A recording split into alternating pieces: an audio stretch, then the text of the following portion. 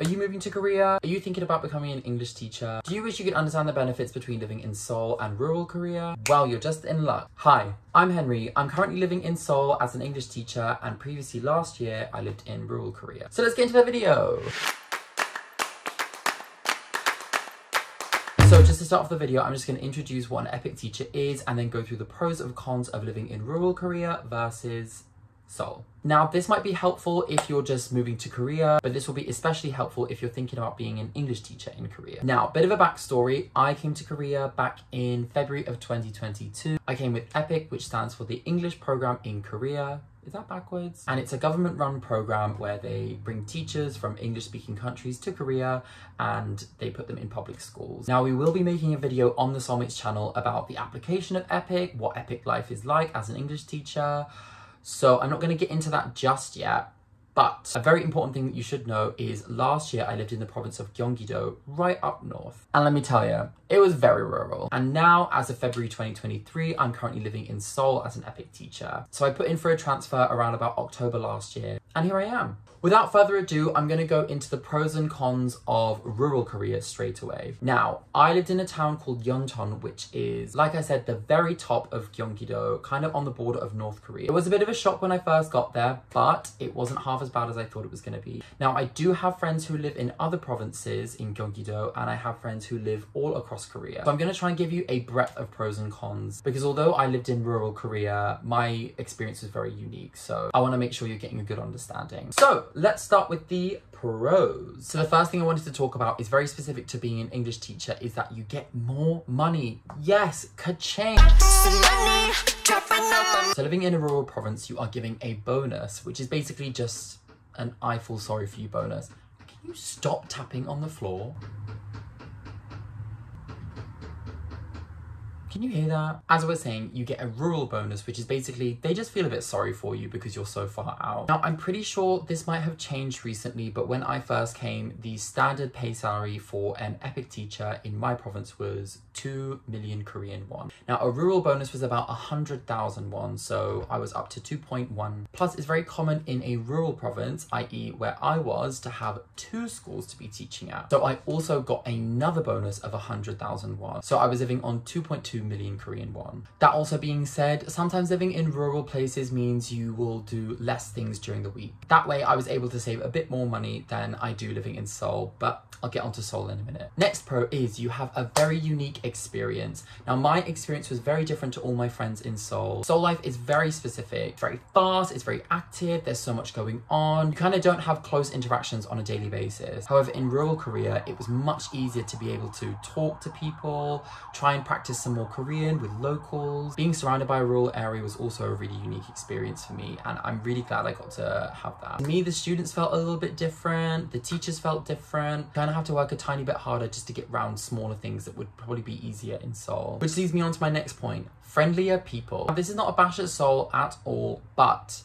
in my experience, whenever I went to the convenience store or the supermarket, or I had to go into a store or something, I was always met with a really friendly atmosphere. Even being a foreigner, it can be difficult sometimes, but people seem to have more of a relaxed and caring approach. Next is you have a closer connection with your students. Now, I know many friends that are teaching in Seoul that are super close with their students, but for me, I had much smaller class sizes than I do now. So I was able to bond with my students a lot more. I was able to see them a lot more, and I was able to give them more concentrated attention as well. Also, side note, I feel like you're able to get close with your teachers even more as well. And when I say teachers, I mean all the teachers. My main school that I worked at had a body of maybe 10, 15 teachers in total. And so I kind of knew all of them on first name basis. I would talk to them every single day. Whereas now there are so many teachers that I don't even know the names of in my school. So it's definitely nice to be able to interact with teachers all the time. My last pro of being an English teacher in rural Korea is you have a smaller English camp. For those of you that don't know, English camp is something that you do in the summer and winter. Usually it should be around about 2 weeks, and it can kind of be about anything you want as long as it's an English camp. So it can be about Harry Potter, it can be about Disney movies, it can be about different countries. It's honestly all up to you, and it can be really fun. But For my school in particular, because the student body was so small, I only had to do my camp for 2 days. I did have to teach a lot during the summer, every Monday and Friday, to make up for the hours, because we're contracted a certain amount of hours in the summer, and the same happened in the winter. But this meant I had to do less planning for my summer camp, and I was able to free up my time a little bit more. Okay, moving on to the cons. So as you can tell, I took the decision to move to Seoul. I wanted to live in Seoul the whole time anyway, but the essence of the EPIK program is they can really place you anywhere. That being said, after my year in Yeoncheon, I was ready to move, and so there might be a few more cons. My first one is there's not really that many stores. Now, I was very fortunate that I lived in a very concentrated town, so I had a Lotte Mart 5 minutes away. We had a Mum's Touch and a Lotteria about a 10-minute walk away. And we did have quite a lot of stores in our area. However, my friends, that's not the case. Some of my friends live in really rural Korea, where there's not a convenience store for at least a 15-20 minute walk away. And as for a supermarket, that's not even in the question. You have to take a bus, another bus, club, another club, another club. Some people even take taxis. So living in rural Korea, your stores are quite limited most of the time. And if you need to get to somewhere, you probably have to take a bus. Which brings me on to my next con, which is transportation. Now, transportation can be really difficult. Again, I kind of feel like I lucked out last year. There was a direct bus from near my house that took me straight to a station that took me all the way to my friend's house in Seoul. Very lucky. That's not the case for all of my friends. Some of them have to take 3 buses just to get to the normal station. Getting around Yeoncheon was almost impossible, so you had to take taxis if you wanted to go anywhere inside. I tried to visit my friend in the province next to me, and let's just say it didn't work out. So transportation can be really hard. It's not very reliable, and you might have to get creative with your ways to get somewhere. This also brings me on to what you can do with your time. Now, for me personally, I was able to make a lot of friends in my town. There were a lot of English teachers in our vicinity, so we met up about once or twice a week, and that was really amazing because if it wasn't for them, I would have done nothing during the weeks. Of course, you can go to cafes, of course you can maybe like do some shopping, but really what you can do is quite limited. So I would travel to Seoul every single weekend, which took a long time, and now that I'm living in Seoul, my time is so free, I can meet up with anyone I want at any time. Next is, the chances are you'll probably have a very busy co-teacher if you live in rural Korea. Now, although the class sizes might be smaller, my co-teacher, for instance, was a homeroom teacher, which meant she had her own class to look after all of the time, and me, which was a lot for her to deal with. Whereas now, living in Seoul, I have a co-teacher who is dedicated just to teaching English and looking after me. Being in rural Korea also means you might struggle to communicate with your teachers, with people that you meet on the street, with people at the supermarkets, with people at restaurants. It depends how much Korean you can speak. I ran into a few problems at the hospital, sometimes with my co-teachers. It's just less common for people to speak fluent English here. So my advice would be study Korean straight away. Try and broaden your vocabulary and try and get talking as much as you can. My next one is, it can be harder to make friends here. Now, like I said, I was very lucky to have a lot of English teachers in my area, but I know some people who don't have an English teacher for miles out. And so it can get quite lonely, but you just have to make sure you're able to put yourself out there. And another thing to do with being an English teacher is your schedules are less strict. Now, like I said, I don't speak for everyone, I speak mainly for myself, but my school schedule was a little bit less strict because it was so small and it was in a rural place. So for instance, sometimes I wouldn't have class. I would turn up and all my kids would be gone. They'd be doing something outside. They'd be on a trip. Who knows? And it was just something that happened all the time. Whereas now, my schedule is very strict. If we miss one thing because the students are doing something, we have to replace it with another class that week. So it can get a little bit annoying at times, I would say. But if you're a spontaneous person, it might work for you. Okay, I'm probably forgetting a few things, but I'm sure there'll be plenty of other videos you can watch about rural versus Seoul.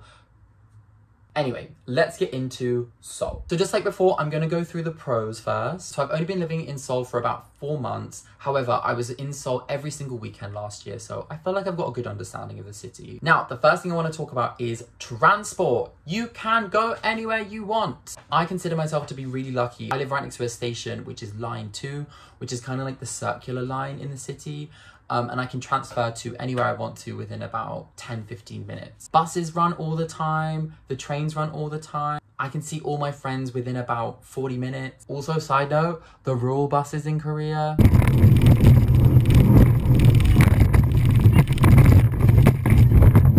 My next thing I wanted to talk about is opportunities. Now this can be taken in whatever way you want it to be. For me personally, as you can see, I like K-pop quite a lot. And living in Seoul means the opportunities to watch K-pop, to go to concerts, to involve yourself in different things are endless. I'm able to go to concerts on a Sunday without having to travel all the way back. I'm able to go to shows midweek. I'm able to do loads of things with my friends now. Next is the stores. Obviously being in Seoul, there'll be plenty of places that you can go to. Not so lucky for me is that I don't really have a supermarket near me, but I have some markets down the road which do just as well. Plus the food here is obviously so much more diverse. You get to go to Indian restaurants, you get to go to authentic Chinese restaurants. I can hop on a bus and in half an hour I'm in Itaewon, which is full of Turkish, Indian, Mexican food. It's really endless and it's so amazing to be able to try all the different foods. Next, I would say is that I have a better schedule now. Now, when I say schedule, I mean specifically at my school. So my schedule was sorted out by my co-teacher, who is an absolute gem. And although I said things are a bit more strict with my schedule, it just means for me, it's easier. I know exactly what I'm doing and when I'm doing it. Also, I would say for teaching English in Seoul is that you have better communication with your teachers. Now, obviously this might come with there being better English speakers in the school, but I also think a lot of the teachers in Seoul are more experienced. With English teachers, I've been able to communicate a lot easier here. This also goes for outside. I can go to a store or a hospital, and if I don't know the Korean words for it, I can just try and say it in English and they'll usually get the gist. Last one is making more friends. Since I've been in Seoul, it's been amazing to be able to hang out with people all the time. Midweek, at the weekends, I'm meeting new people, I'm meeting my friends' friends. I'm a huge extrovert, so it feels really good that I can reach out to people midweek and just meet up if I really need some interactions. Let's move on to the cons. Okay, starting off, probably quite obviously is in Seoul, you get less money. Now this is because you obviously don't get the rural bonus. It's also highly unlikely that you'll be getting the second school bonus. So my paycheck is a tiny bit less. However, there's been a bit of a shift in the system and now the Seoul pay scale has been moved to 2.1, which also, because I taught for a year, I am on 2.2. Once you've been teaching for 1 year, you usually get bumped up another 100,000. However, living in Seoul is very expensive. So although I don't pay for my apartment, I have to pay a maintenance fee for my building. My bills are way more expensive here. And also just living in Seoul is expensive. Constantly traveling, eating out all the time. It just adds up. My next con is a little bit strange, but the smell. Now Seoul, you'll just be walking through, having a wander with your friends, doing some shopping, and suddenly you'll be hit with the smell. Oh my goodness! It already stink! Now, if you've been to Seoul, you probably know what I'm talking about. Sometimes Seoul has some sewage problems and it creeps out of the drains and it hits you really randomly. It's not the best, and it's the one thing I always remember when I was going to Seoul at the weekend. Next is busy transportation. Now, although the transportation is a lot more frequent and you have more transportation to take, sometimes it can get really busy, especially at the rush hour. So I usually avoid going on the trains straight after work because I want to get squished like a sardine. Another con is you'll probably end up having a bit more workload. Now, like I said, my previous school had about 50 students in total, so it was very small. My current school now has about 750 students, so my work is a lot more. I'm teaching students a lot more frequently. I'm having to do official lesson plans every single week. My camp is now officially 2 weeks long during the summer, so a lot of my summer is taken up. But like I said, my co-teacher did my schedule really well, and so it doesn't feel like that much more work now. Another thing being in Seoul is that you'll probably have more meetings at work, whether that's to do with your school wanting meetings or the Seoul Metropolitan Office of Education wanting meetings with all the Seoul English teachers. Sometimes the meetings are really beneficial, sometimes not very much. Which brings me on to my last con of living in Seoul is there are a lot more higher expectations, which I think is a completely reasonable thing, but your lessons are held at a higher standard. The way you plan your lessons is at a higher standard. And just the way that you usually present yourself in school, I do think there is a higher standard there. However, I've had a really wonderful time being welcomed at my school, and I feel like I've made a really good decision. Anyway, if you want to see a video on how to apply to be an EPIK teacher, what a day in the life of an EPIK teacher is like, or just some more pros and cons, let us know down in the comments. And again, if you have any questions about today, please let me know. Okay, I'm gonna go meet some friends because it's a Friday, and I will see you guys in the next one. Bye!